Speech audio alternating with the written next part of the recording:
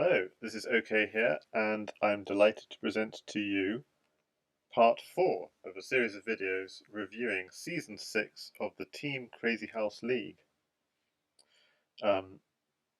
We'll be doing some puzzles, but first we'll be just looking at a couple of games between Adande 1 and JWL's 42, just flipping through a few moves. So, in the league you play each week 2 games against your opponent, and on board 6, Adande 1 against JWL's 42. We're playing a game of 10 plus 10 Crazyhouse, standard Crazyhouse. I've been streaming a lot of variants in the past week, so it's back to good old standard Crazyhouse for this stream. Okay, so the opening seems fairly standard. Castles, knight f6, knight takes e5. So this is an interesting idea from Adande, but actually it doesn't work, so it's worth noticing. If takes the knight, pawn here, the bishop can just take this pawn, takes back. There isn't a knight check here, because the bishop covers, but there is a knight check here. And if you take the knight, you open up your king and lose your queen. And even better than probably taking the queen is just getting that king exposed, so you're threatening mate in 2.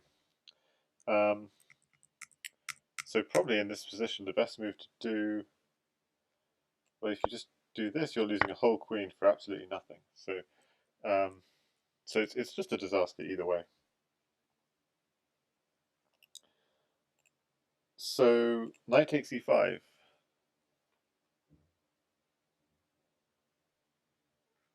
Is a blunder from white because the knight can in fact be retaken. The tactic does not work.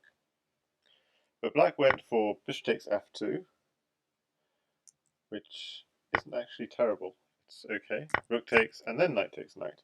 So he was just trying to grab a pawn. White had grabbed one of his pawns, he grabs a pawn also.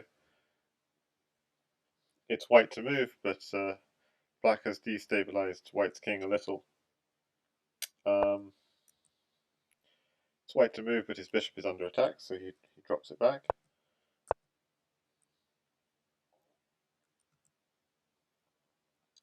So in this position, so there's something wrong with just dropping it back, because this pawn is hanging.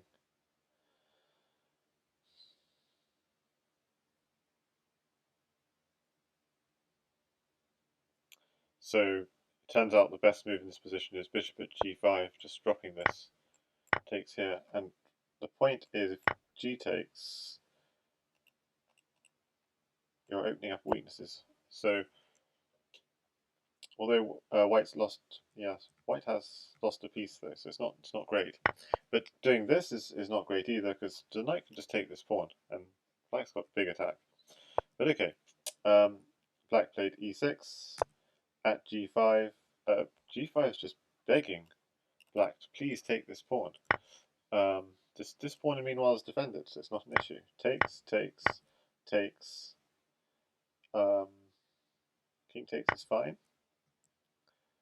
King takes is what happened. Queen takes g5 is another idea, with potentially some mating ideas of like knight here, check.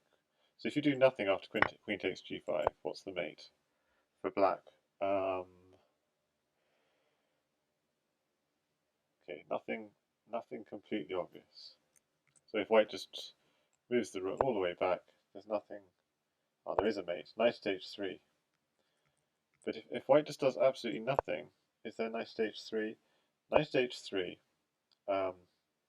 The point is that if king h1, knight here, and you have to give up your rook. And if king f1, yeah, then the king can just take this rook, and apparently white has got no checks or anything.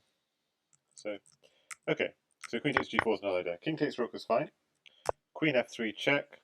So that looks like a quite powerful move because it's hitting the knight, but presumably we can block on f5, and that's what J.W. Wells did.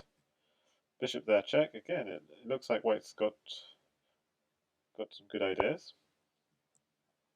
king e8, actually an excellent move, keeping your firepower in hand.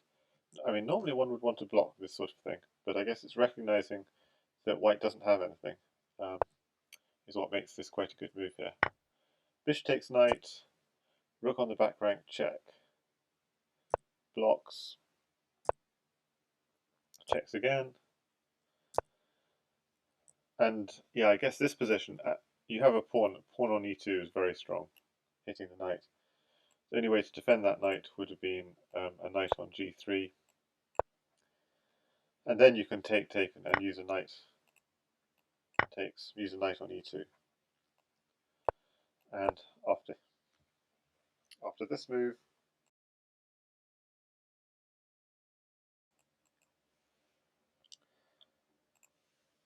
not sure what we do here, but I guess white doesn't have that much in hand, so we could just take this bishop. And yeah, and I'm not sure exactly what knight d5. So yeah, it's not completely clear. If you just took this bishop, then we do have rook takes f1. Yeah, oops. So we need to defend that knight somehow again. Okay, so instead, this was played. King f2 is a good move. Rook takes c1, king takes f1.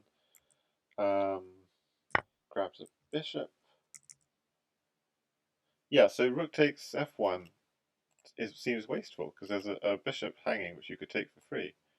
If rook takes bishop, queen takes bishop, we can take a piece. If rook takes bishop, king takes knight, there's bishop d1 winning the queen. So there was no need to lose this rook. Rook takes bishop, holding on to the rook. But he went this way. So now black has lost a little bit of the material advantage. Bishop at e2, but that was a very good move. Finding bishop d2, forking the queen, and picking up the queen. Bringing the other queen, sacks this queen. Incidentally, there was a mate with queen at g1, blocks, pawn here, check, takes, and you're using the fact this queen is protecting to come in. Well, and all the time the king can't run up because the knight is guarding this square. The queen takes e3 happened, d takes e3, then rook check on the back rank. Again, pawn f2 might have been a slightly quicker mate with knight at h1, kind of slightly tricky to find to finish. Okay, rook at g1, takes, queen comes on, and this bishop is opened up. Got to be careful. It's suddenly saying, well, maybe white can be safe here if he just blocks on g4. Bishop at g4 happened. Bishop takes g4, bishop takes g. Ooh, yep. Bishop takes g4 looks a lot safer because now there are no clear checks against the white king, and black is out of material. Oh yeah, there's queen takes e3 check, but then yeah, so simply knight f3. Not clear, not clear.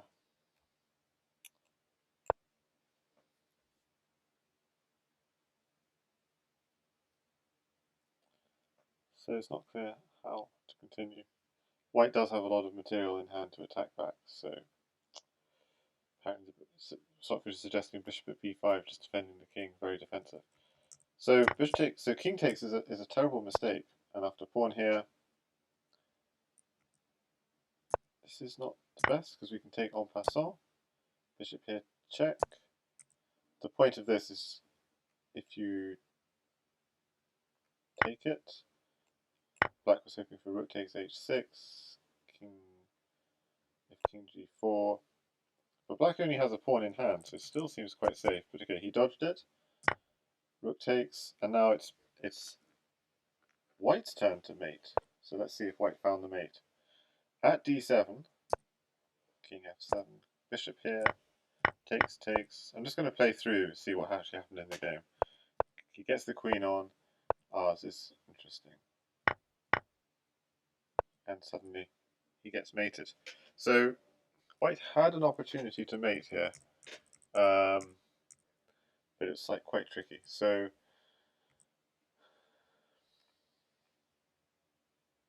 So this is white to play and mate.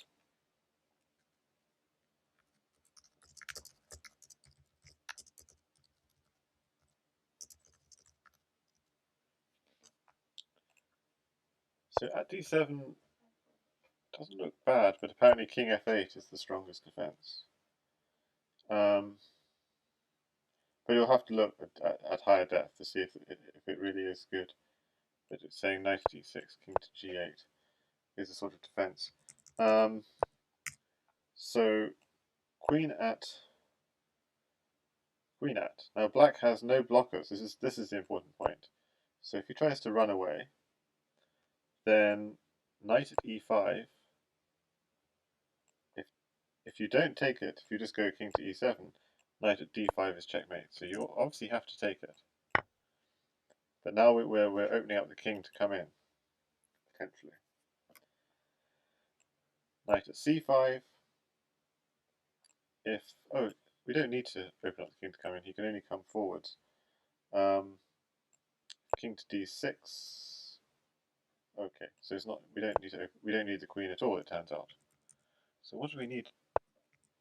So all we need to do is we're just clearing off this. They're just two possible knight checks, and we have two knights in hand. So we're just clearing off this for this. So if this knight each check here.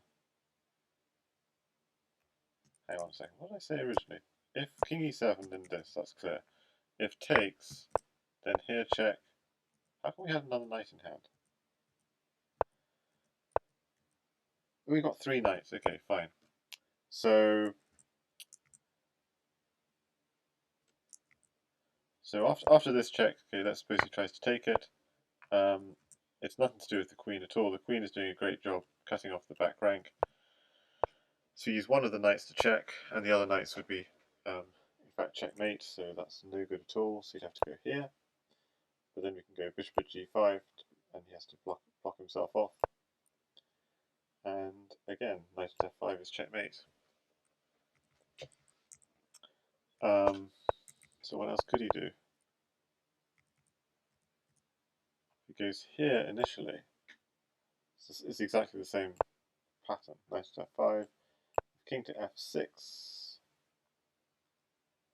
You can go knight at e4. So this knight is defended. So even though you take this, this one is checkmate, because these two squares are defended between the knights, and the knights together control these four squares.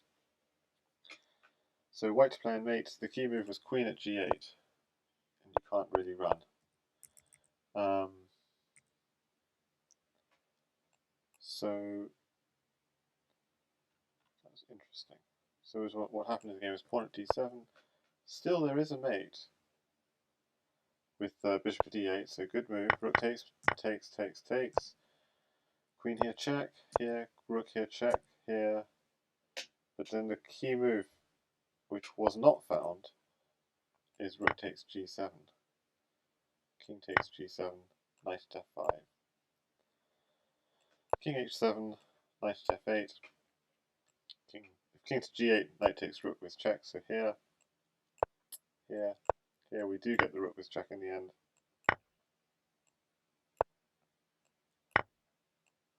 You've just got too much material.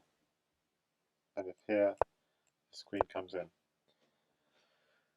So that was Adande won against J.W. Wells. What actually happened in the game was J.W. Wells took that game, and in game 2, what happened in game 2? So this is black to play and win. So this is Adande 1 to play and win, and I should just cover up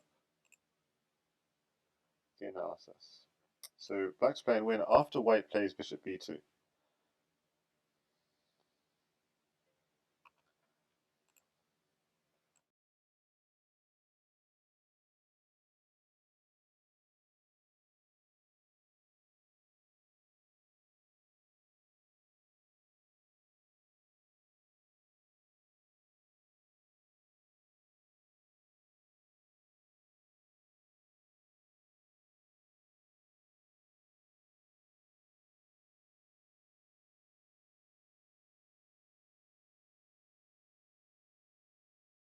So, anyone in Twitch chat have any ideas of what to play to win in this position?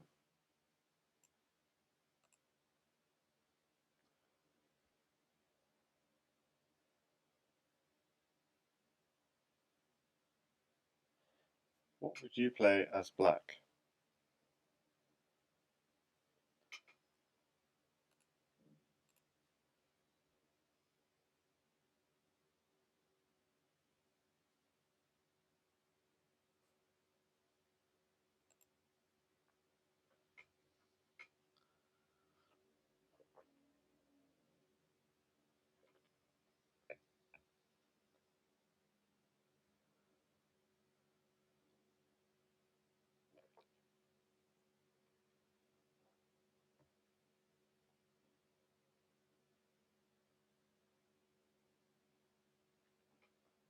Okay, so there are two ideas in this position to attack the king.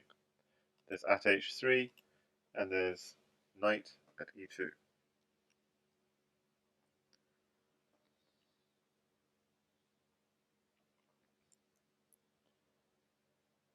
But the problem with at h3 directly is white can defend by playing rook f to e1 or even bishop takes knight.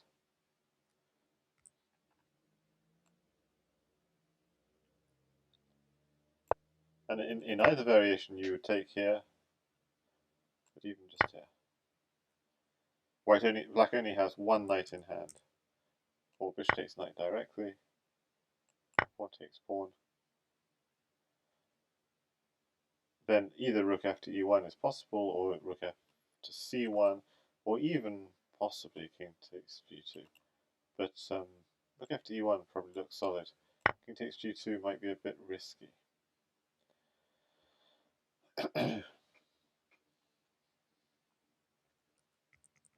So the correct so that's why h3 first is not a good idea, because then white has time to defend. So we have two attacks, and we must play. Which one do we have to play? We play the attack which comes with tempo. Now see this move, although after king h1 and now h3, white does in theory have rook g1 defending g2, which he never had with the king on g1. If you do h3 first, there is no rook g1.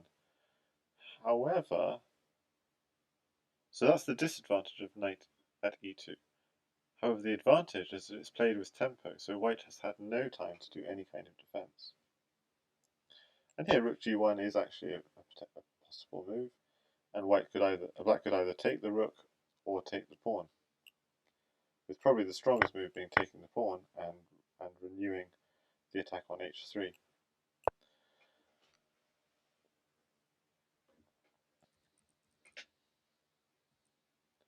So, and if white takes back the pawn, we take back. Notice at this point, if white just does this, we take, and we can. I'm going to show you. It's already mate in 7. If the king drops back, pawn here is checkmate, the king comes forward. I was thinking, okay, at g4,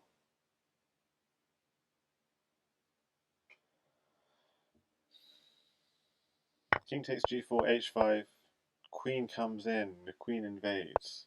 King goes, queen comes in, pawn, queen takes knight. So that's quite pretty. And if the king does not allow that and steps back immediately, then there is pawn takes knight.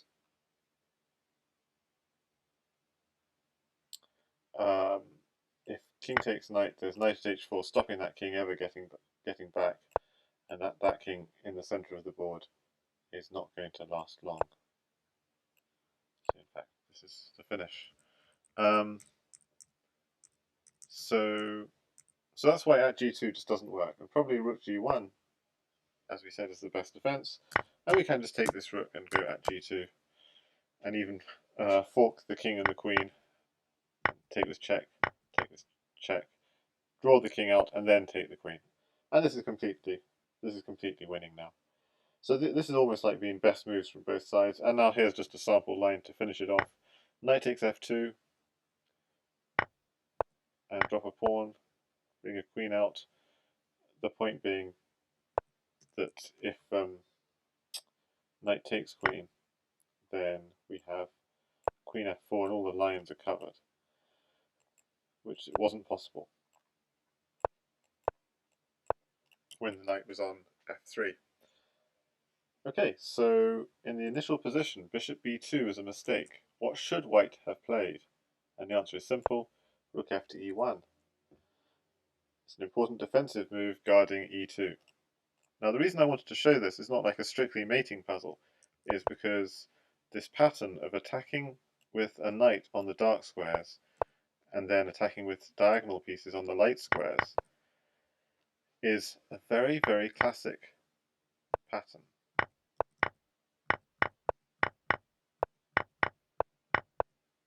But to be honest, the best line in this whole thing is when white defends by going at g2, so much so that I'm actually going to just promote that variation. The at g2 line, although it's a blunder, is just fantastic. You draw the king out, and then this beautiful, beautiful idea of getting a queen invasion. So you can get your queen to g5, and then the knight falls with check, and you're in. And he had no choice. He couldn't go to king g1 because the knight was covering g1. So this light square attack is just phenomenal.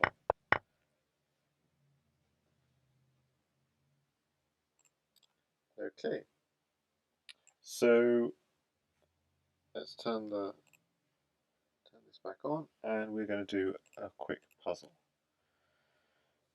Okay, so we saw this puzzle briefly last time. White to play and win. If you want to think about it, then if you're on YouTube later, this is the time to pause the video. But we might have quickly seen this at the end of the last stream. The key is to exploit this pin, and the way to do it is like so. And whatever the king blocks with, if it's not a rook or a queen, you could just take this bishop and then deliver checkmate on g8. So he has to defend with the rook, but then we can still take, and the rook is pinned, so it can't take back. And then I was thinking, if we had a rook, we drop it here and deliver checkmate. We don't have a rook, but we don't. But we can just pick up the rook. So we deliver the same checkmate. That wouldn't work, of course, if that rook were defended by a rook. So black in this game is punished for not having developed this knight. Okay, so next one was high on hypotenuse against 0, a missed mate. Now this is a rather involved business, but the reason I want to show it to you is because it's a very classic mating pattern. And the mating pattern is just that the squares around the white king are not well enough defended. Hi there, Maria Chess. So this is a review of Season 6 of the Crazyhouse League we're doing. There'll be some puzzles and some just games we're looking through. So although this square is defended by the knight, this square isn't defended, and guess what? We're just going to take that knight. So this is all about just the squares in front of this king not being defended, and we have plenty of pieces in hand. Even without a queen, this is going to be good enough. My voice is not clear.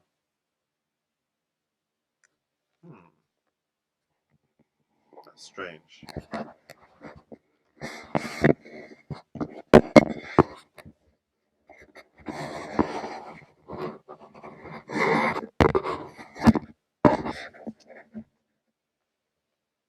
If it's just a volume thing, I can turn the volume up.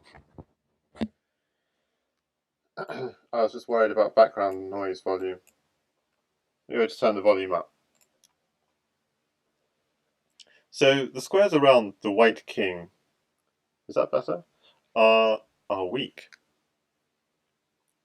And so the technique I want to show you is the draw and push technique.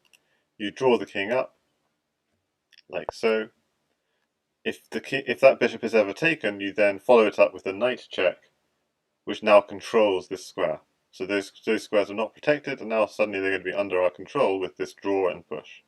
We're drawing the king towards us and then pushing it back. So white could try and be smart and not take it at all, and we just do the same again. And he can't just keep on just dodging us, because if he does this, we have knight f3, he's kind of smothered, he has to take, knight here, he has to take, knight comes back. We have a third knight, so he can't come back here, because this third knight will mate. So that would be mate with a rook.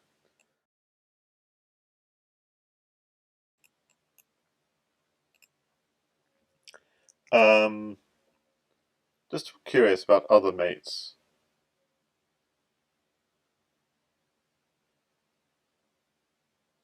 Yeah, no real obvious other mates. Rook at h3 seems to be quite important. Like, I was just actually wondering, what about this position if we didn't have a rook?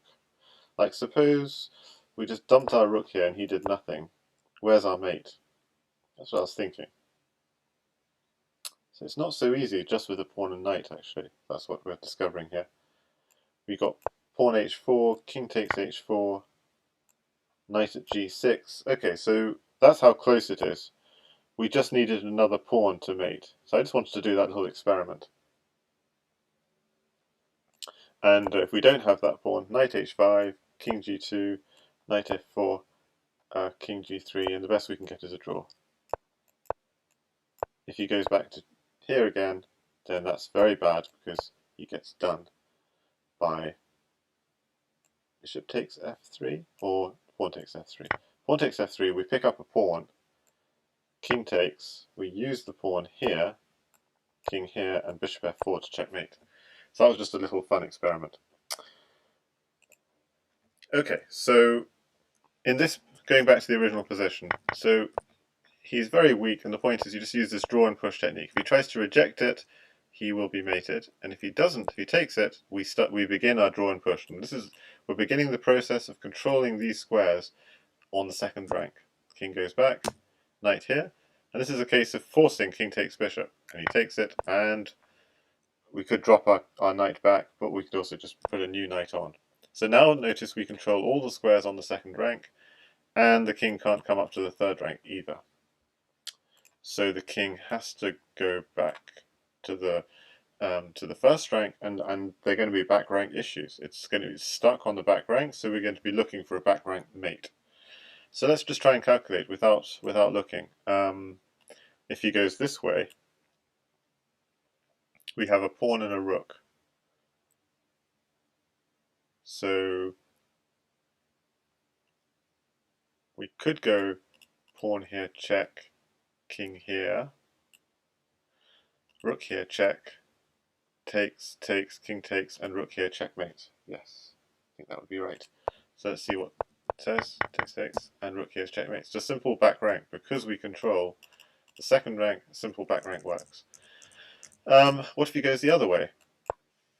So it's going to be something similar. Just pawn here, and it's not. Although there's something else we can do apparently, which is knight e2 check. So notice that these two knights control these two squares. So king goes here, and now there's okay. What's the pattern here? We have rook and pawn. Oh, we have knight takes pawn check if we wanted. Oh yes, this is very nice. Knight takes pawn, king here, and pawn here. Now this is a really important mating pattern to recognize. The two knights and a pawn in this formation. The two knights control the squares either side, and then the pawn controls the point directly in front of the knights. So Maria Chess says, if a player is good at Crazyhouse, can he be good at Bughouse? Yes. So this will train your awareness of the patterns. the mating patterns, which are important in both Crazyhouse and Bughouse. But Bughouse is more difficult in some ways because, firstly, time is important. So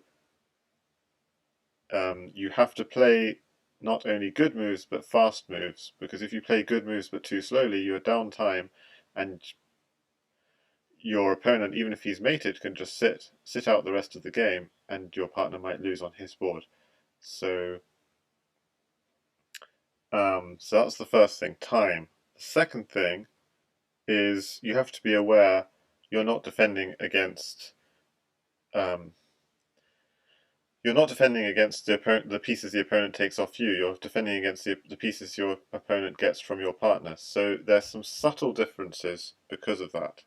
So one is that there could be surprises. In Crazyhouse, you know exactly what's coming because you're the one controlling it. Whereas in Bughouse, you can get a surprise coming. And that means you should probably keep your king just a little bit safer in Bughouse than in Crazyhouse. And then there's a third thing, which is that in chess, if you're being attacked, your strategy should be to swap off the dangerous attacking pieces with your weak defending pieces. If you swap off the opponent queen, for example, that will do a great job in mitigating that attack in standard chess. In Crazyhouse, that's not so smart, because if you swap off your dangerous opponent's attacking piece with your piece, that's exactly what your opponent wants to do, to keep on swapping off pieces with check and and and and then the piece will be in hand, so in a way it'll be even more dangerous. Whereas in Bughouse, that's not true. In Bughouse, if you can swap off all the opponent's attacking pieces, they just go over to your neighbour's board, and your neighbour might not have a problem with them. So it's much more coordination between you and your partner. Does your partner is your partner if your partner's king is does your partner have initiative, in which case he'll love all those trades, or is your partner's king weak, in which case you have to restrict trades. So there's subtle differences, but the one thing they have in common, the things they have in common is positionally you have to be very aware of positional holes and king safety in both games, and you have to be aware of the mating patterns. And this, I was just watching a 12-teen last night, 2 long streams where he breaks the Bughouse rating record, hitting 3162, and several times he found this mate against his opponents in those streams. So this is a really important mate. Definitely one to remember. Ignore this knight. It's these 3 pieces, the 2 knights and the pawn. So that was the line. If he tries to avoid taking, we control the second rank, and then we got him a back rank. Yeah. And there's a way in which Crazyhouse is useful in chess, is that it will train you in the mating nets. And these sorts of mating nets like this will never happen in your standard chess games or smothered mates. But by seeing them in Crazyhouse, it'll give you a greater awareness of them. What you need to be careful of with chess is obviously not sacking too hard and being very aware of pass pawns, which are really not an issue in Crazyhouse. Whereas pass pawns are a massive deal in chess. So what else could he do? He could also, in the initial position, he could also take this bishop, and then we begin the same old process of knight c4 and so on. So it's okay. So this is quite an important technique. So you draw the opponent king forward, and then you put on a piece to push him back. Of course, it's fairly wasteful. You're gonna waste a couple of diagonal pieces, so you need quite a few pieces in hand to do it. We need a pawn to draw him out, but it's very, very powerful, this technique. I tend to call it draw and push. So next one, this is also going to be a puzzle. This is a very nice puzzle, and I put it in the house Discord about a week ago. So it's black to play and win. And I'm not going to say anything for about 20 seconds. You're going to try and guess the first move. And let's see.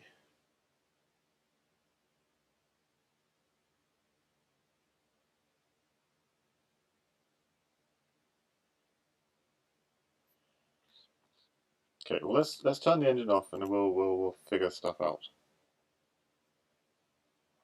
So I think this one's quite instructive as well. And the first move is, and everyone's first reaction in this position is takes, king takes, queen here, checkmate. That's a really good deal. There's a slight problem. Takes, king here. So we have a pawn, two bishops, and a queen. Okay, so what do we do? Maybe queen? Because we're worried about the king just stepping up. So queen, but bishop, but then the king just steps up. It's not clear. Pawn, he steps up, and then we can't put the queen on the back rank. We're just losing our queen for only a rook, and then we have a rook here, but it's just not quite good enough. So we've got to go pawn, I guess. Okay, we go pawn, he goes here, and now we've got two bishops and a queen. We could go bishop here, I guess, but he just blocks. And we don't quite have enough. So if I just turn the engine on, was there anything we did wrong in that sequence? So that was checkmate in one. But if he just backs off, here, here, bishop a3, blocks. Oh, blocks is bad. Okay, so I did do something wrong here. Amazing. So if you go here, white does have checkmate here, incredibly enough, by going, so this is really stunning. Queen here check, rook takes, pawn takes, king takes, and we've still got another bishop as well. So you're going to go rook here, and the point is if he steps up, well, this is really hard to see. If he steps up, you play this move not because you want to check him, but just because you want to block off his king. So the king only has two squares because the pawn controls this, and so the king is in a box, and the knight's controlling these squares. So that he only has two squares. So you go rook takes pawn, and he's got a choice between these two squares. If he goes up, you mate him. If he goes down, if he goes down, it's not so clear. Here, here. Oh, you mate him anyway, because the knight's controlling these two. So bishop is okay. So that's a crazy old move. Takes f2 first is still mate, but it's just a bit more involved. You have to go at d2 first. If king d1, knight e3 is mating once, he has to do this, and then you do this and take everything, and it's checkmate. So it takes a little bit longer, but yes, it is. Takes f2 is checkmate. So what was that? So I made a mistake for white here. The right move for white. So at e2 is a good challenging move. White has to go here, and now he's completely safe. You could check him, just block. Bishop at g5, just pawn at e3. Nothing left. So I made a bit of a mistake there. Let's turn the engine off again. It was worth checking it. So it turns out pawn takes pawn does not win for white because he can back off, and when you check him again, step forward. And there is nothing. So quite clearly we have to use our bishop somewhere else. Oh, actually, are there other things we could do? We could also do knight here.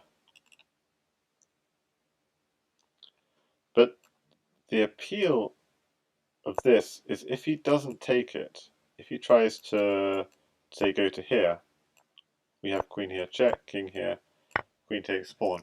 So the appeal of bishop at d3 is that he does have to take it. I'm going to turn the engine on just because I'm just curious about the various lines. So in the original position, knight f4 is also strong, but it's not seeing a direct mate. Just to say that briefly, he might be running away. King to d1. Yeah, in fact, white is winning in this position. Oh, Oppa, hi there. Um, takes f2 is still mate. This is better, though. Bishop c1 is better, as it's nicer. Yes. E takes f3 slightly faster, I believe.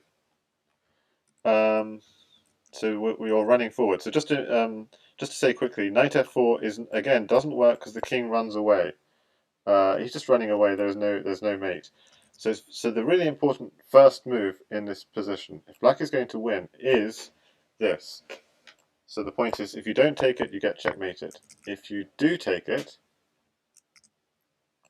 there are indeed two moves which are equally fast. Takes and knight f4. Knight f4 was Oppa's move when solving the puzzle, and takes f3 was 12-teen's solution. So I'm going to tell you it's mate in 5, and then I'm going to turn the engine off again. So let's just look at the knight f4. So knight f4 is a very appealing construction. So I turned the engine off, so I might make mistakes, but let's just, I want to just show you. It's an appealing construction because there's a very common pattern you get with queen and knight, and it goes like this. The knight defends the queen, the king has to go back, knight takes pawn, king has to go here, and queen delivers checkmate as follows. So this is why the knight f4 is an appealing idea. The queen is landing on e2 with mate. So the only move that might offer some resistance is this one. And now we have a bishop and a queen. So, and I'm trying to figure out how do we finish this now. So if we go queen,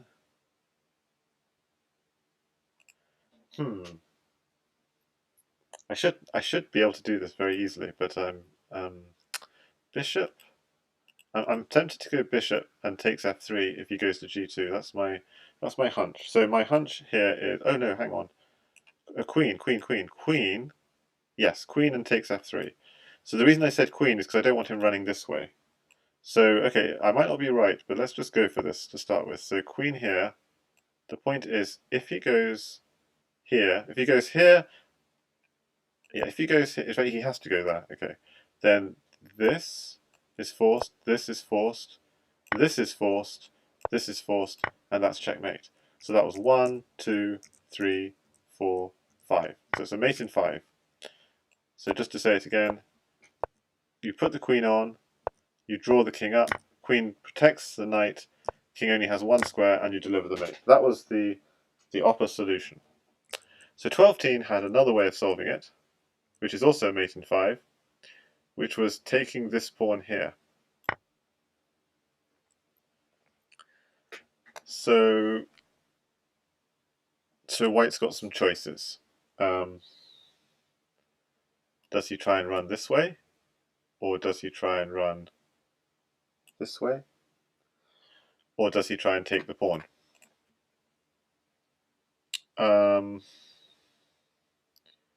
Feels like a lot of choices, but I feel like this one is the easiest to rule out. Because then I can go queen here, king here. I want to go pawn here. I mean, this might not be pretty, but it's definitely going to work. Pawn here, take the rook, takes, and just deliver a back rank mate. So how many moves is that? 1, 2, 3, 4, 5, 6. So that wasn't ideal. Oh, yes, that's the one. Now this is really good. This is really good. Bishop h3, and this is and in fact, this is something that 12-teen said. The whole point of that initial bishop at d3 move is it opens up the second rank. So after takes here takes, if the king goes this way, the second rank is opened, and you save that square for the queen. So if the king goes here, it's just mate in 1. But if he blocks, that's okay too. that's also mate, and I think that's a fast mate. 1, 2, 3, 4, 5. Okay, so that's if he goes this way. And there's still two more possibilities I have to figure out. The king goes this way. No, but that's very easy. If the king goes this way, there's a pattern which we saw in the earlier streams, which is knight here check. If the king moves, it's checkmate either way, and if he takes it, there's queen here check and queen here checkmate. So that's a really good one. So there's only really one move that white has, which is to take the pawn on f3. Oh, but that just doesn't work. It's mate in 1. So going back to the initial position, it's not important here whether we go knight f4. Knight f4 is very beautiful because we know this construction with the knight and queen, and then the other ways also work out. Just opening up that second rank means we're going to be mating. Just to recap again, there's a very nice clearance idea. Again, just opening up the second rank. It's a very, very important idea, this opening up the second rank. So this is a great instructive puzzle in clearance, in opening up squares on the rank, because you open up this square, you open up this square. And, I mean, it should almost make this one the main line, just because it illustrates the theme of clearance. But going back to the initial position, taking here is very tempting because it's mate in 2, and against a 1500 or something, after takes here, white will probably take back and then you'll mate them. So it might be the quickest way of winning, in fact. But against a good player and playing properly, the best move in this position is this very, very cunning move, bishop at d3. Okay. So I think that was a really instructive one. Oh well. So this is the mate that was found in the end, and we've seen this now. So it's a good one to know. But this particular mate came up more than once during a single season of the Crazyhouse League. So that's kind of like a really common pattern. Even though it's a mate in 3, this check, the king goes either way, you mate it. And if he doesn't, you've opened up the rank, and so you mate it. And that was the mate that Hyonpotenuse on board 6 actually found, so congratulations to him, against 0. He found mate again in this game. So white to play and mate, and I'll just show you the mate. It's not, it's very nice, but it's not sort of nothing. It's more it's a calculation exercise. Knight at f7 check, king e8, queen at d8 check, king takes. And now what? Thinking at e6, but actually this pawn is hanging, so we can just take this. King back. What are we going to do with our pawn? Of course, we're going to throw in a check. Oh, okay. I was going to do this one. So we promote with a double check, and so it's checkmate. So this was actually the mate found in the game by Hyonpotenuse. So congratulations to him. I think he might have played it this way, but all the same, very nice. Okay. So the next game I want to show you from the league is something I've entitled Zixon against Jasugi 99 annotated, but I haven't annotated it, so it's more like a promise. So what I'm going to do is I'm going to turn off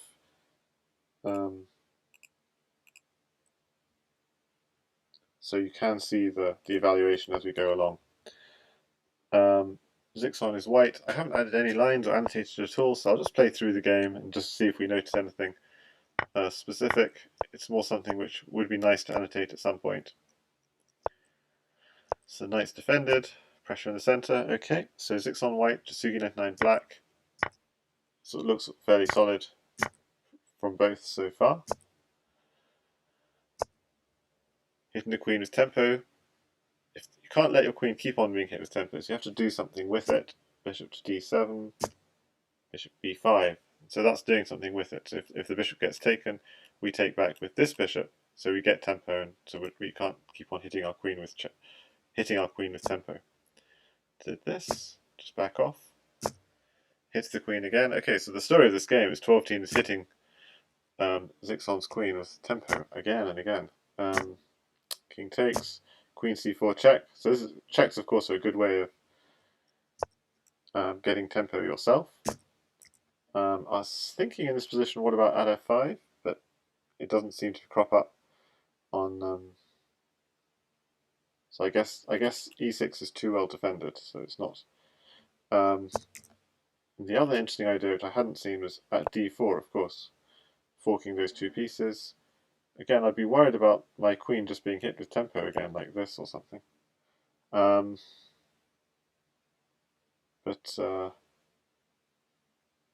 Yeah, white would be doing okay apparently in that position, because you just sack the queen for some pieces.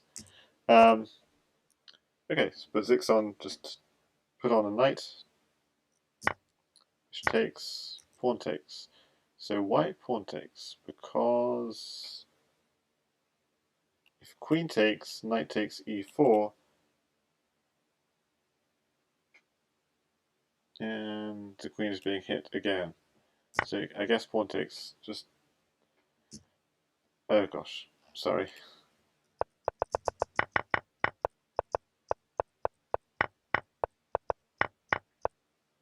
Okay, I'm going to just play through it fairly quickly because I don't have something specific I want to show you. This is a nasty move then. Takes. Wow, this is a nasty move. So taking here is actually the only thing that keeps you in the game. But if knight takes pawn check, king f1. Apparently white is doing okay here. So black's got a choice. Do I take the rook? Do I take the queen? Kind of got to take the queen, but then we save the rook. So white has knight e5 check and so on. So Zixon decided to give up the queen. So he's attacking the knight, and he's also attacking g7. Takes here. Now f3 is weak, no longer defended. Takes. Oh, but this is just going to be checkmate, because pawn at g2 is going to be mating him. Knight here, if you step forward. Oh, very nice, mate in one. I was thinking queen here, and then wasn't sure. But queen at h4, just finding the mate in one. The knight is covering the light squares. So that was a good game from Jasugi99. So now this game, Jasugi99 was white, and we'll just quickly flip through how he won this game. So he wants trades along that dark square diagonal, and then he wants to open it up. Takes. He's just trying to trade along his long diagonal. So risky looking move, hanging g2.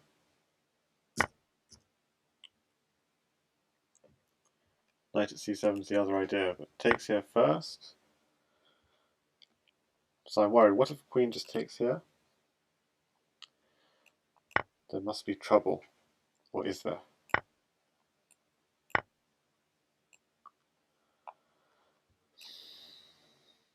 Knight t5 is one idea, queen h5 is another idea. It's very unclear. Oh, in fact, this is exactly what happened in the game. So we can see what queen h5, in fact, was what happened in the game. Knight at d8, really interesting move. King goes back. At f7, the only move that keeps white in the game, apparently, is at f7. King takes knight. At c7, king d7. Takes knight equals knight, so both players just playing perfect moves at the moment. Knight at c5. Notice you cannot take that pawn, or that is checkmate. So black backs off. It's just interesting, this is just a completely forcing line. Queen g5 check, knight at e7. Again, the only move that doesn't get mated in this position. So quite a stunning sort of line that we're witnessing. And now knight d2, again the best move in the position, probably hoping to castle queenside. Bishop takes.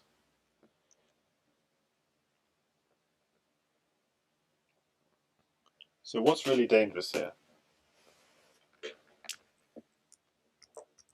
So, yeah, what was the reason for this? You want to capture a pawn and deliver checkmate.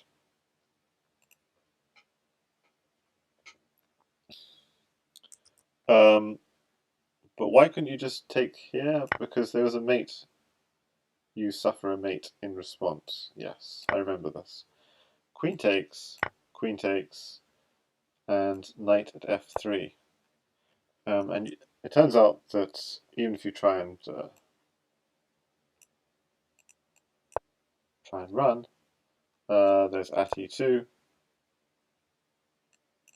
If you take it, knight takes queen's coming with check, so we keep on running.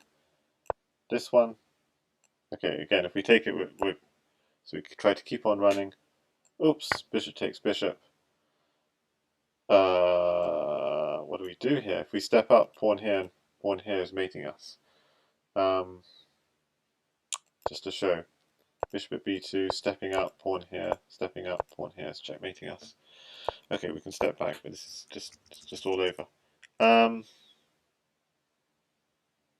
So not what I said originally of pawn here and pawn here, because otherwise this pawn would then become weak. Interesting. You check from here and from here, because that's defended, and from here. That's the technique. So when white plays knight e2, it's all about defending that f3 square, not actually about taking the pawn initially. So it's defending against queen takes knight. So it's quite a subtle move. Takes. So he takes this pawn. Okay, so now he's giving the king a little bit of luft. Takes the pawn here. Now this is a mistake because this knight was great controlling piece. Bishop takes g7 is much more demanding. You can't just take it back because of this. So yeah, bishop takes g7 is a pretty tricky move. You're threatening to take on here. You're threatening pawn here, and something nasty happening. Okay, but knight takes pawn just relieves the pressure a little. At c7, king here, c takes b8 equals knight check, king to e8, d takes e7 again. So white is 12-team here. It's 12-team playing all the right moves. Queen takes bishop, king takes, knight takes f6. So he has got quite a lot of pieces in hand. Knight, bishop, rook, and a lot of pieces on the board as well. And this is going to end in a checkmate. But instead of delivering the mate, so the fastest mate was bishop at g4, block, and rook at e7. So it's a very noticing that the king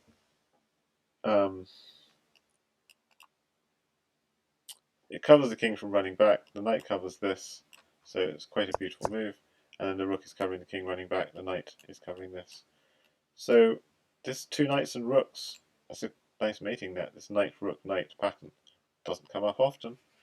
But I'm sure the best players just subconsciously recognise these sorts of patterns, like two knights and rooks like this.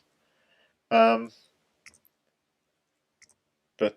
Jasugi Knight 9 did actually miss this quicker way of doing things. He went for safety instead and played rook check first, then knight there and took the queen. And black doesn't have enough. He castled, and so this is how the game continued. And checkmate. So Opera in Disguise said, rook f8 on move 24, what an idea.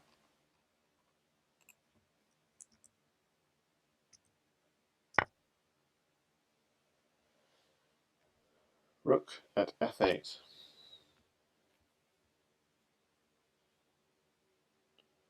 So the idea is we have a knight in hand, so if we take with the bishop, it's a clearance.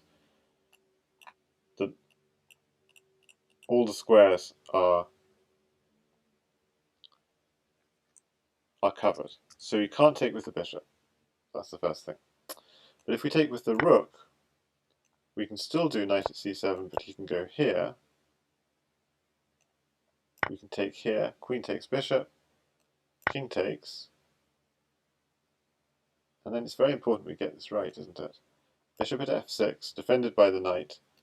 King can't go here, can't go here, can't go back, so it's kind of mated, so it has to take it.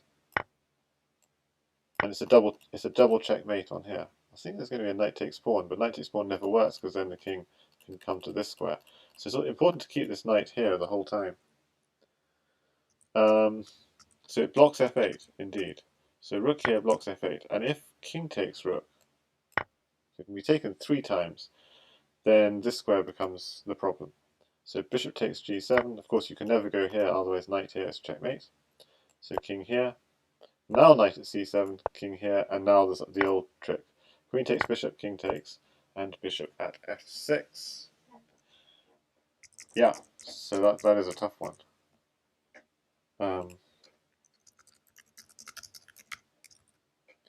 Black to play in this position. And the best move is not knight at c7, it's rook at f8. But that's not the most interesting line. So king takes rook, probably the most interesting line. Oops, that's not the main line of the whole thing. This is the main line. Okay. Blocks f8, indeed.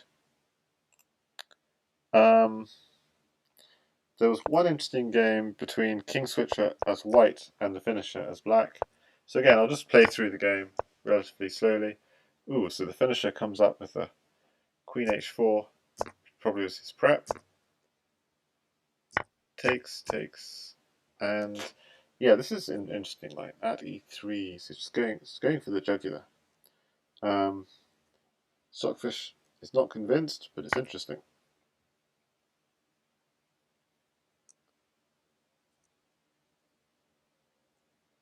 Yeah, so opposite in disguise says white to play, you mean? Ah, yeah, I got it wrong in the last one. Takes e7, human move. Awesome game. Yeah, indeed. So let me just white to play, of course.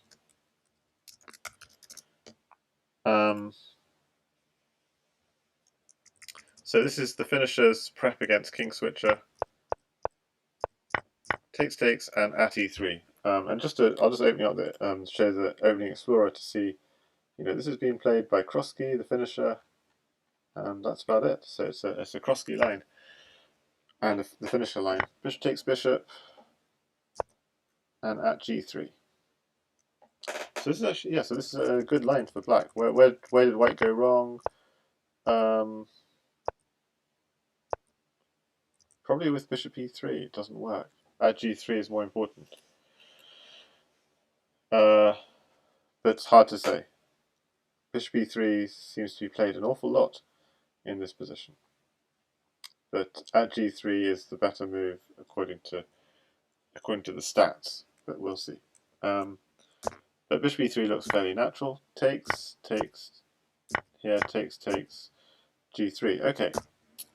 Now, this is actually a really interesting position, because black could have just gone for something fairly straightforward, like bishop takes f2, and then backed off the queen. Maybe queen f6 check. That would have been something very reasonable. But no attack left. But instead he went very aggressive with bishop at d2. And the point is, if simply this, then this, f3, knight at d4, king to d3. I mean, this has to be bad for white. I can't see anything. I can't see any mate or anything. But it can't be good. Queen to c5 apparently is strong here. But I'm not seeing what the threat is. So if white does absolutely nothing, what's the threat? Ooh, that's nasty. And knight here or knight here will cut off the king's escape. So that's the threat.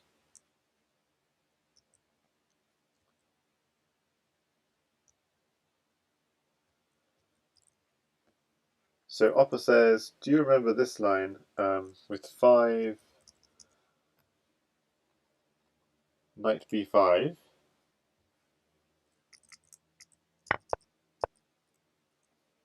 5, knight b5. So knight b5, okay. This knight b5 takes e4, queen e2, takes e2, bishop takes e2, queen at d8, just to defend this pawn.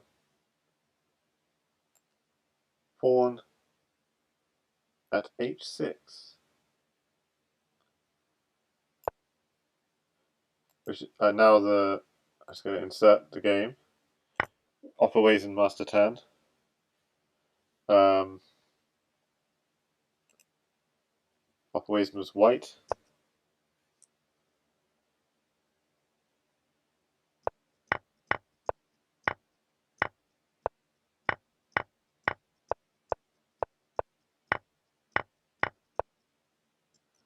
And Opperways won that game.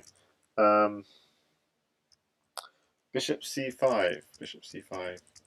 So where are we now?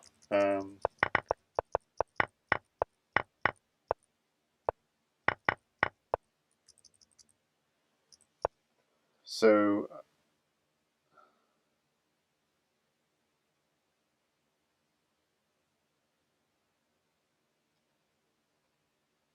are we in this game? Bishop c5 in this game. Okay. Bishop c5. Knight takes c7, king d8, and there are problems at d4. Okay, so yeah, bishop c5 is hard to see. And Oppa says, I thought the idea is critical, never looked at the bishop c5 line. Yes, I don't know who marked knight b5, bishop c5. I suspect, yeah, it could be any of these people. It could be the Lone Wolf, Oppa, Kata, Sixon, Adande, J.W. Wells. Probably not Adande or J.W. Wells. Knight b5 doesn't sound like the sort of thing I'd have been. No, I think I might have looked at knight b5. Yeah, it could have been me actually, but it's quite equally likely to be one of the others. Could have been you.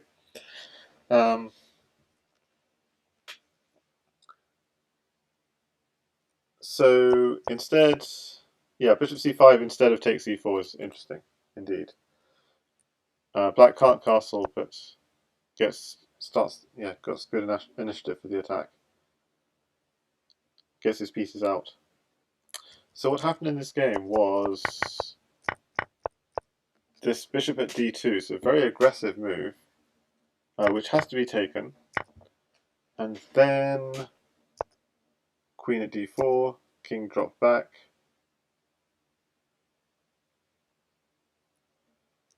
Was there something else here? Yes. King dropped back, queen h to f6, just dropping back the queen, and also threatening queen takes pawn checkmate. So white defended, of course. Queen takes c3, sacking the queen for a knight and a pawn, because otherwise black was running short of material, and it's quite a good sack because you're winning the rook as well at the end of it. Bishop here, so in this position, black, who is the finisher, is doing very well indeed, and the strongest move is just sacking that queen again. You have lots of pieces in hand. It's maybe not a clear mate, but enough to get the job done. Rook at b1, bishop c1. Notice something important. White just has no blockers apart from queens, hence dropping back the bishop to c1, which then opens up knight c3. Drops forward, knight takes pawn check, knight here check, bring the other knight out, and bishop here. King to e2, bishop takes f5. You take white's. If you can take white's only attacking piece, and you have lots of material. So Oppa has to go. Yeah, have a good dinner.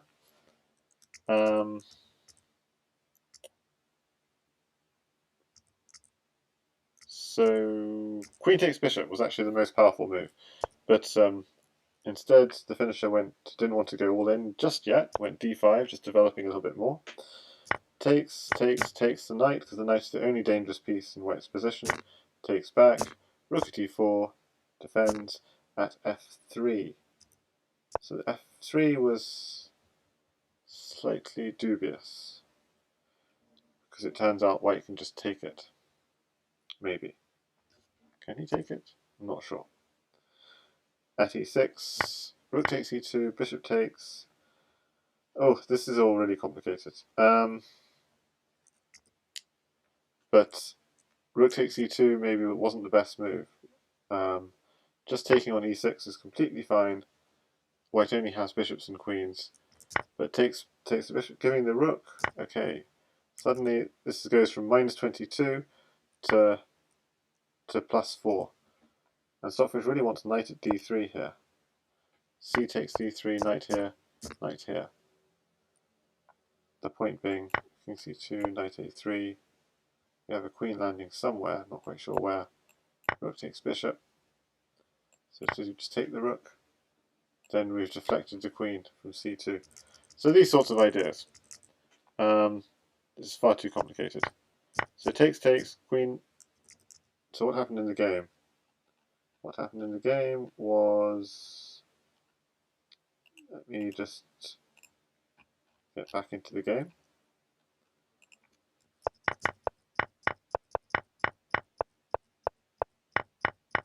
So he sacks one queen, should probably have sacked another, but instead did this.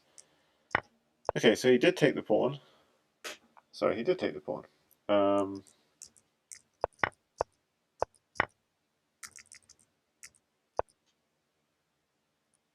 He took the pawn, but there were other moves which were better. Not rook. Sorry, he didn't do rook takes e2. I just, yeah. So knight at d3 is the forced mate. But that's really hard to see. White to play in mate, knight at d3. I'm not sure why I've got this rook. This line is not working at all, so I'm just going to delete that line. Yeah, knight at d3 is the line. So knight at d3, knight here. Nope. Sorry, I've just got some problems with my...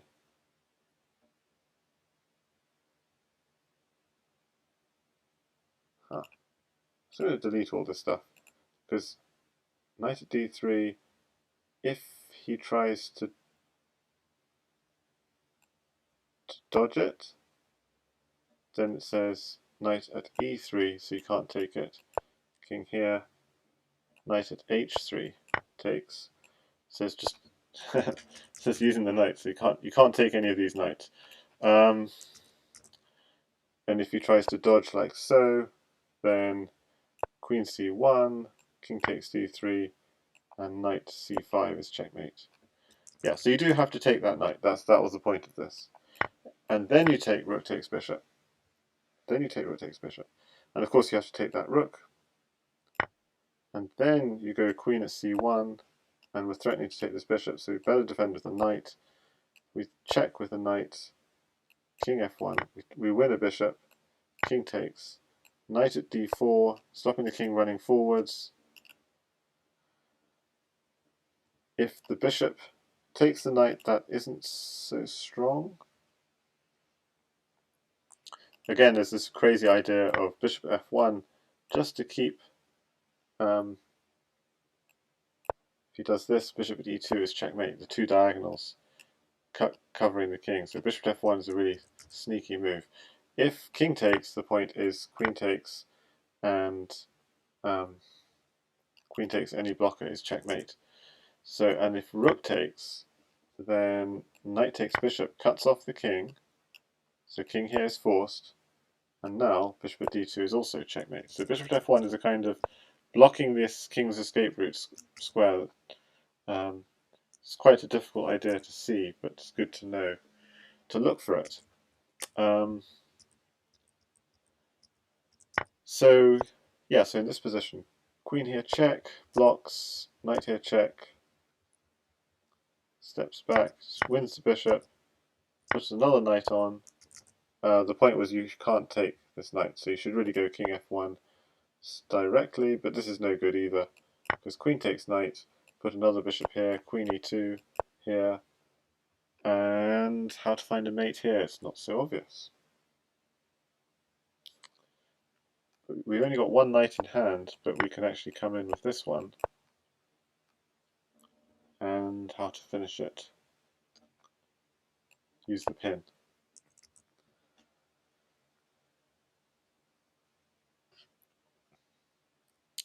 So that's a beautiful finish. Okay,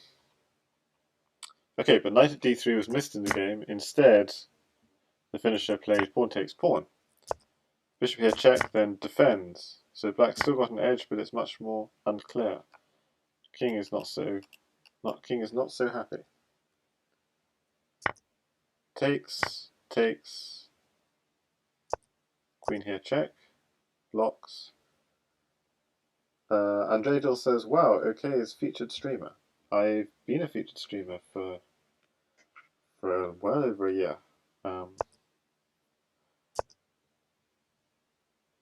Takes, takes, takes, takes. So this is how the game continued, and I guess I'm not going to go totally into it, but this was a critical point.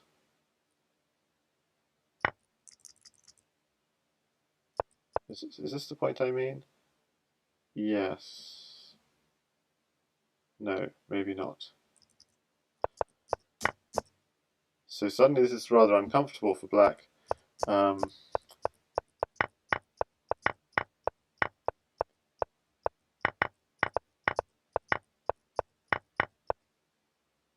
This game went on and on. See, the black king is very exposed. He's trying to desperately to defend, and in this game, King Switcher eventually got him.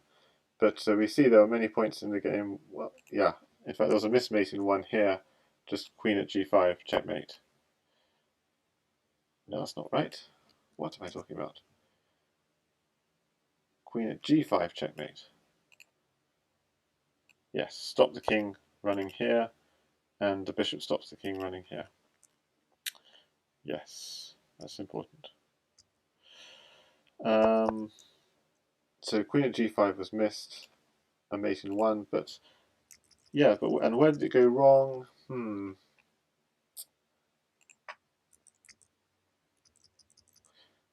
It's not. It seems to have already gone slightly wrong by this point. Well,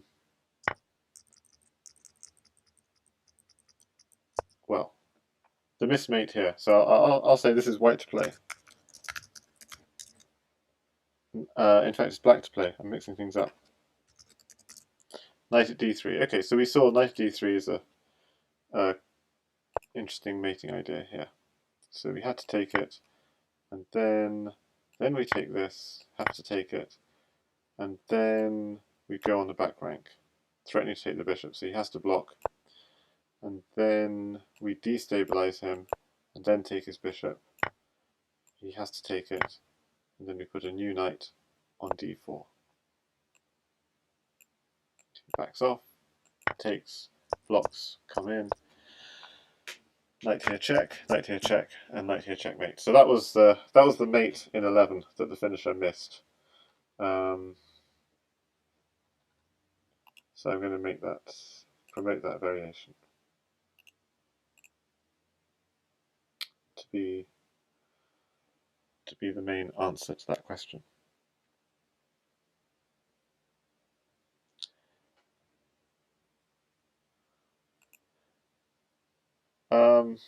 Okay, let's just conclude the stream with.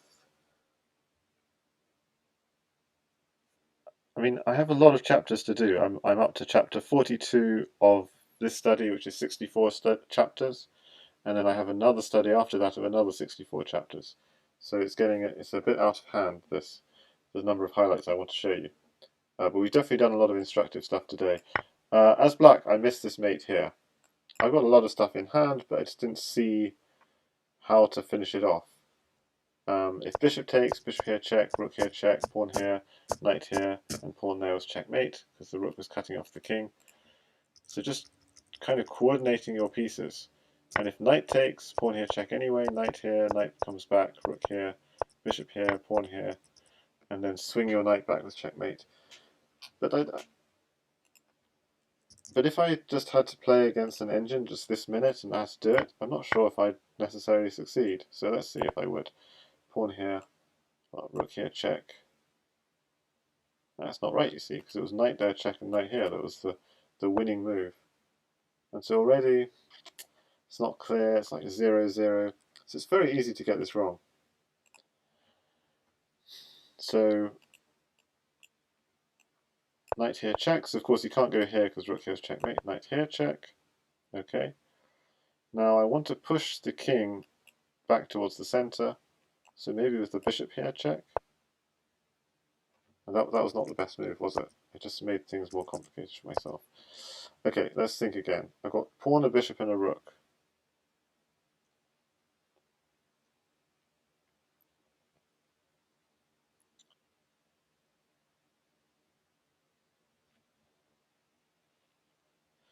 Oh, if I go pawn here, I was worried about king here, but then maybe this? No, that doesn't work. Knight here, king here.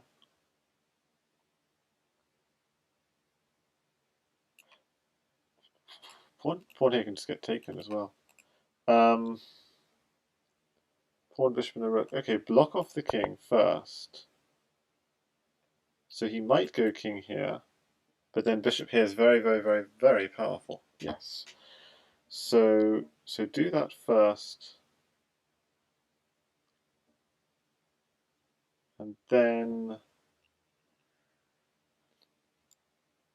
do this. And now rook takes queen is looking powerful with queen here to finish. But suppose I didn't have a queen there. What else could I do? Well, the bishop now defends the rook, everything's defended, but king takes pawn is the problem. King takes pawn, maybe pawn takes knight check, but then... Okay, I'm going to do this for fun. Takes, and mate in 1. Yay! So stopping the king from running back. So it's quite hard to find it in practice. In the actual game, I didn't see the queen sack at all, and so I did not find it. So many chapters to look at.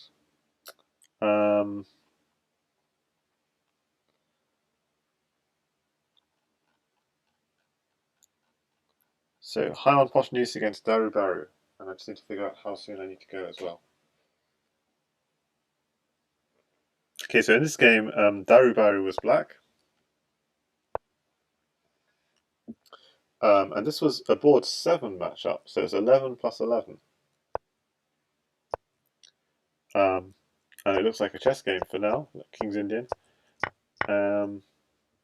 Something to say here is normally in Crazyhouse, taking with the pawn is advisable.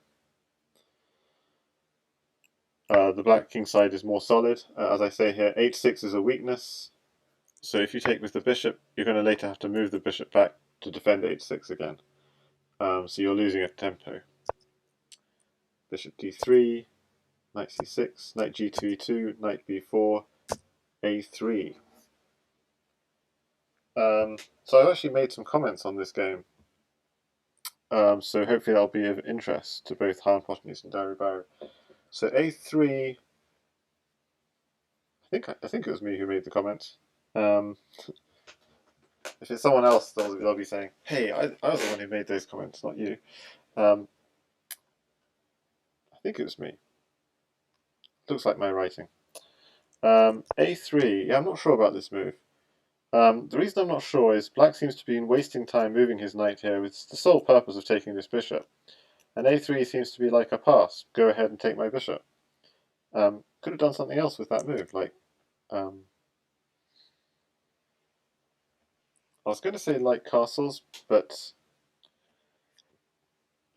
I'm slightly worried about some sort of attack on the light squares. But I guess it's okay. Queen a4 check is also what the doctor ordered. Knight has to go back to c6. But okay, a3 wastes the tempo. Bishop b3. So what's the idea? The idea is that if queen takes bishop, he wants knight takes bishop check. So quite a creative move from Daru Baru, to give it that. The problem with it is white should just give up 2 pieces for the queen, and all white's pieces are really quite well developed. Queen for 2 pieces is a good exchange. White liquidates 2 active black pieces without compromising his position. B3, the one I marked, is the only hole in his position, but there's no way for black to exploit it with only a queen in hand. So he should have gone for that. Obviously, don't go queen takes b3. Oh dear, that's what happened in the game. Knight takes d3, check, king f1. So nice play from Daribari to get this destabilization of white's position. Castles. The knight isn't threatening anything, but d3 is a potentially weak square, I say. Not quite sure why I said it then, rather than any other point. Knight d5, and knight takes f2. Yeah, so it's not really clear what the follow-up is. It's like the knight is sort of slightly trapped.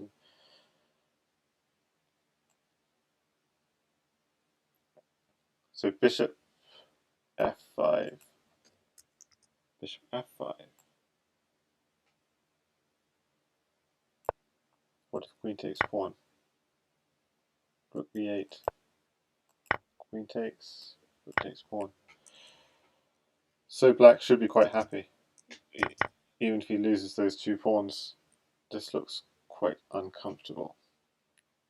He might be sacking on here next. And yeah, and putting a knight maybe on c1, stuff like this. Blocking off the back rank.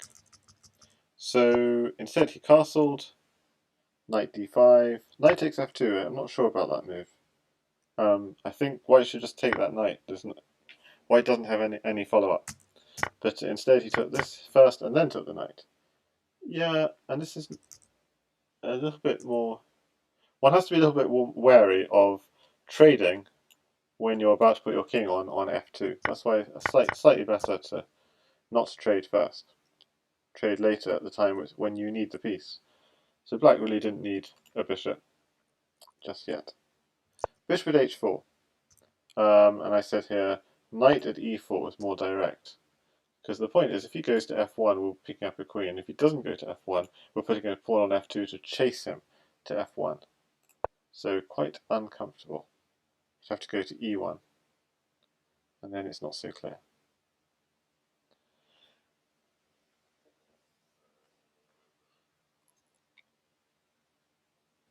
Yeah, I'm not sure what the right correct follow-up is here.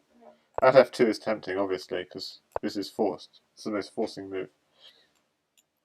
After this, we have this. But now, I'm not really sure. Bishop g4, maybe.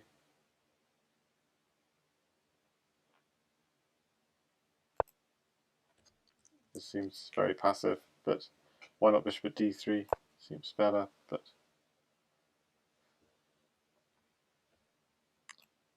the problem is bishop takes, and there's a nice idea actually. Is this pinning the queen to the king, and if he takes it, knight here check, takes here and takes the queen. Okay, so that's an interesting idea. So that's all after knight d4, but instead, Daribari went for a bishop check, and this is a huge mistake. G3, like you want to defend obviously the dark squares around your king, but you have to put on a new bishop. The moment you go g3, suddenly f3 is weak, and h3 is weak. And so let's continue with the game. Daribari went knight d4 check, pawn here check, and knight d2. So all he needed is a couple of pawns,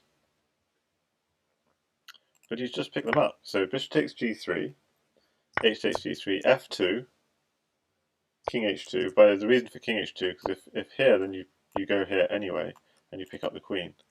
So h2, and then this. And this is a very beautiful idea, because the pawn is protected by the bishop, so you're threatening both the queen and mate on f3, and there's no defense.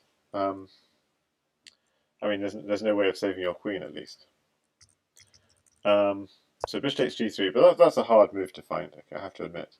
So instead he played knight d2, attacking the queen straight away, and the queen moved. But see, the problem with this is it's not clear what... Black is sort of shuffling about with not realizing he doesn't have enough attackers. That was the problem with this strategy. Takes,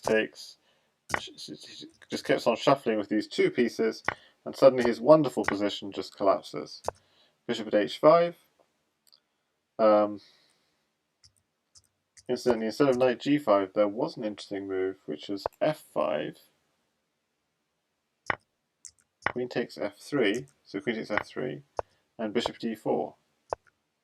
And like so, and the queen would be in a little trap, and black definitely has the advantage. So after f5, if the queen just backs off to c2 or something, then we have, I want to say bishop d4, but so he backs off. He can't defend with a bishop, so he just takes, and replace bishop g5. So, okay, so nothing concrete that I can see yet, but black has good initiative, good pieces, good active pieces. What actually happened in the game is he lost a piece, he's sort of shuffling around, and it's a bit of a shame. Now, so I said white now has a material advantage and just needs to put pieces in hand on the board and make sure his king is safe. He needs to restrict exchanges and chess his opponent. So here. So okay, white has a lot of material up. Bishop at f2 check, king f1. Now king f1 turned out to be a terrible mistake because if black can just get a single pawn at g2 is mate. So what black should have gone for is bishop takes g4. Now it turns out bishop takes g4.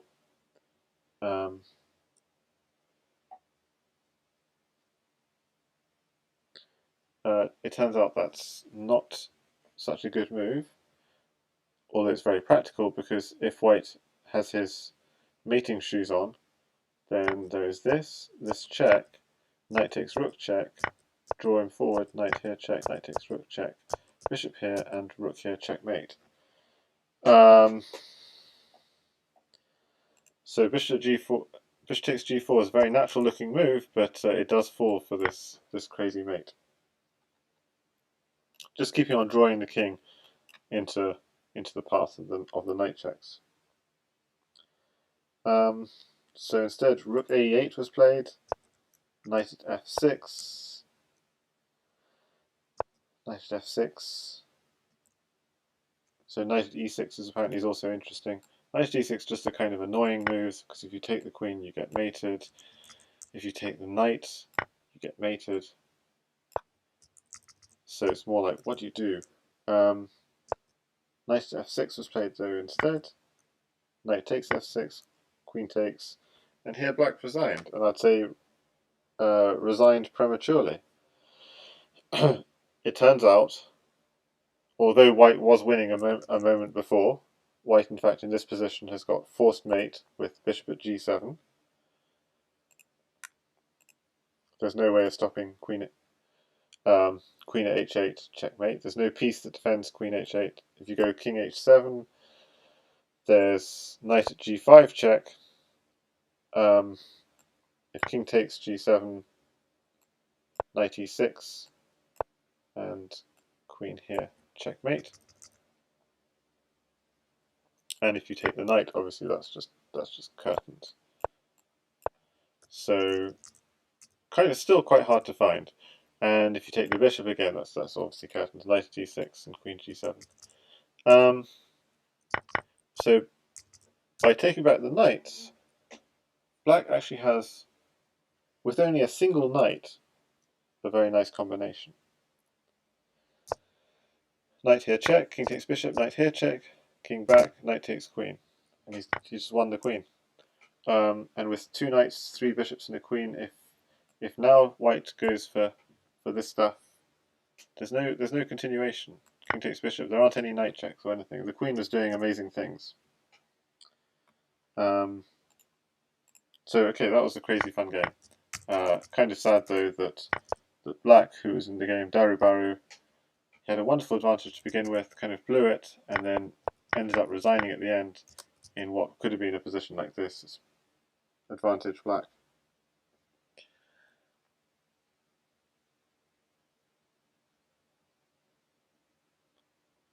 Okay, I'm going to turn off the analysis in case we have a puzzle coming up. And we do. It's white to play. White is in check, and the question is, what should we play? Bishop takes rook, or king takes rook? So what does chat think? Bishop takes rook, or king takes rook?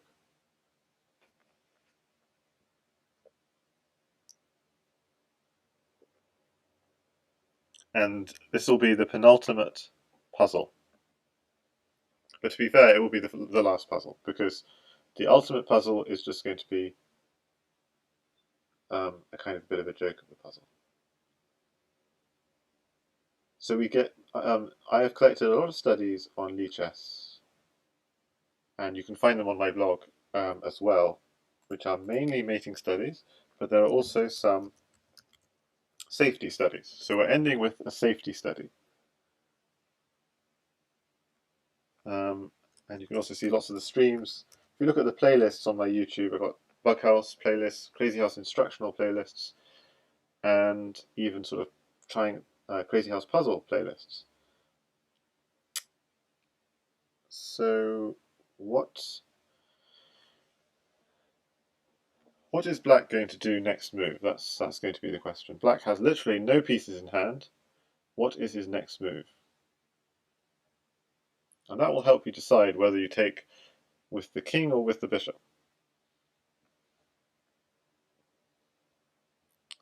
Where is the king safer?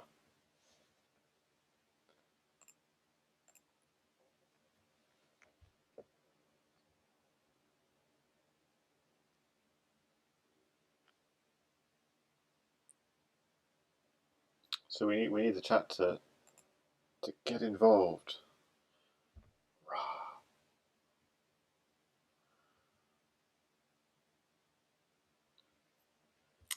Okay, so what is black's next move? Okay, you might be worried, naturally, if the king stays where it is, say bishop takes, of knight checks.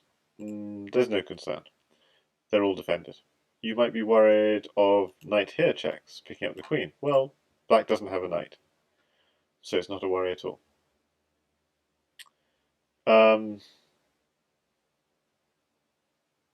So there's only one piece that we should really be worried about in this whole position. It's actually the pawn.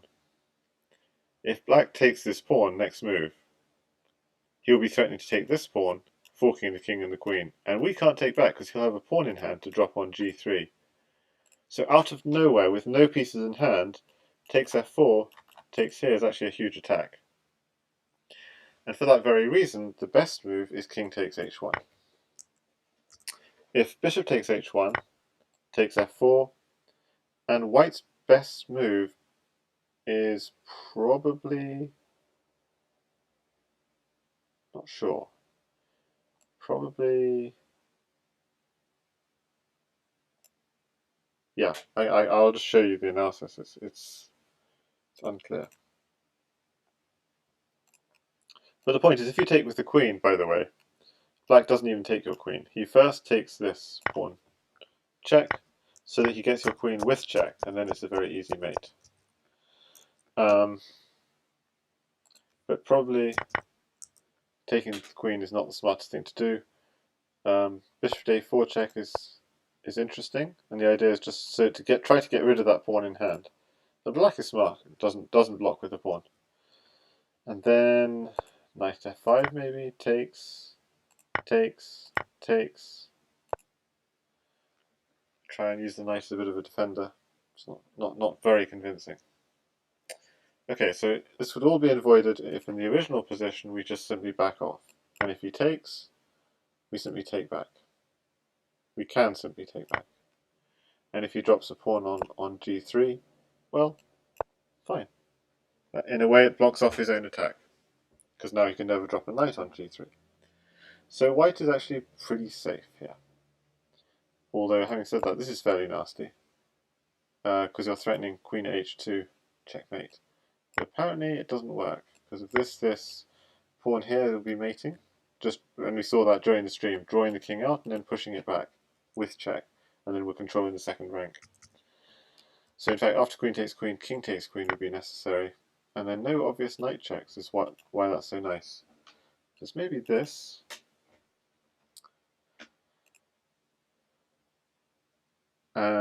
And probably the best move is queen to c5, queen here. Queen takes d6, c takes d6, and that opens up the c7 square. And opens up the likelihood of some kind of... yeah. So I can't see anything, but apparently white does have force mate here. Already in this position. Completely force mate. At d7, king d8, rook e8, king takes d7. Anyway, so that's it for today. There's just one final puzzle. White to play and win. Both sides actually missed this mate twice until white finally found it at the third opportunity. Because what happened in the game...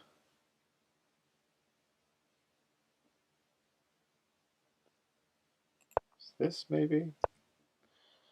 And then the move was played. But straight away, what should white play in this position? Nice, easy one to finish. And the answer is rook at a8, checkmate. Black has no blockers. That's it. So whenever you castle queenside, be aware. Even take two moves to castle queenside, and then go king b8. The king on b8 is a lot safer than on c8 for two reasons. Firstly, the a8 square is guarded. Secondly, the a6 square is threatening a check on b7. Okay, well I hope you've enjoyed this stream. Hi there, Omid. Great to see you. And Vincenzo chess teacher a6. Yeah, a6 is the slow attack. h3, h6. Bishop at h3, at a6. Indeed. But there's a quick way, it's a quick finish, rook at a8, no blockers, checkmate. Can't drop pawns on the first rank in Crazyhouse. So okay, I hope you've enjoyed the stream. We've looked at a few more of the positions in the games from season 6, which is actually October last year, of the team Crazyhouse League. At the moment, we're currently engaged in season 7.96, which is in between season 7 and 8, and we're playing some Crazyhouse 960 over on pychess.org. So if you want to check out my YouTube, you can see all the latest action. There's a special playlist devoted to the ZH League. So do check that out, and hope you've enjoyed the stream. Sorry to be leaving just as some people are joining. I hope you have a good evening. Night, everyone.